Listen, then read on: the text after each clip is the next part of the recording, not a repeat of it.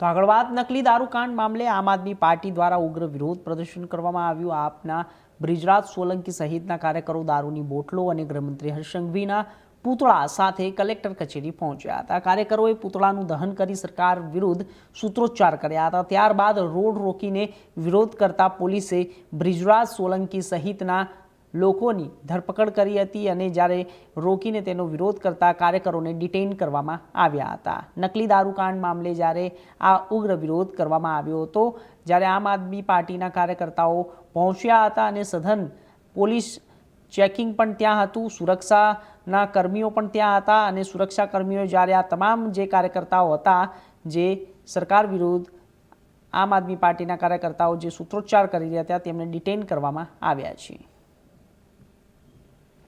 Sir ખાસ કરી વિરોધ માટે શું કહ્યું?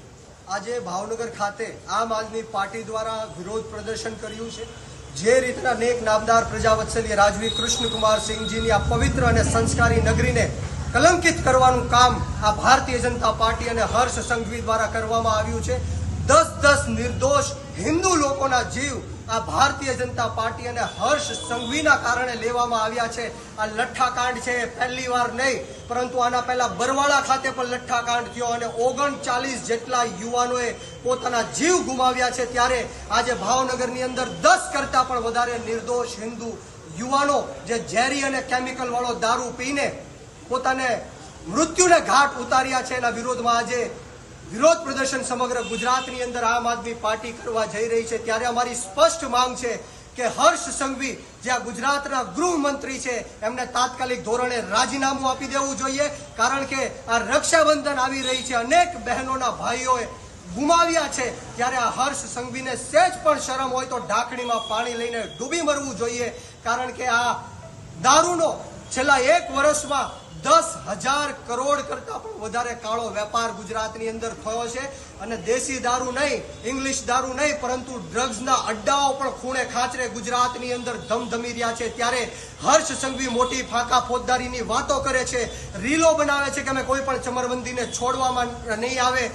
જે લોકો દારૂ પીવે અને 5 વર્ષની સજા હોય છે, જે લોકો દારૂ વેચે અને 10 વર્ષની સજા હોય છે અને જે લોકો દારૂ બનાવે એને 15 વર્ષની સજા હોય છે। આજે હું હર્ષ સંઘવીને ચેલેન્જ આપું છું કે ગુજરાતની જનતા સમક્ષ તમે ડેટા મૂકો કે આજ દિન સુધી તમે કેટલા બુટલેગરોને ફાંસીના માચડા ઉપર ચડાવ્યા છે। ગુજરાત ગાંધી અને સરદારનું ગુજરાત છે અને આ ગાંધી અને સરદારના ગુજરાતમાં અમે દેશી દારૂના અડ્ડાઓ કે ઇંગ્લિશ દારૂ નહીં ચાલવા દઈએ।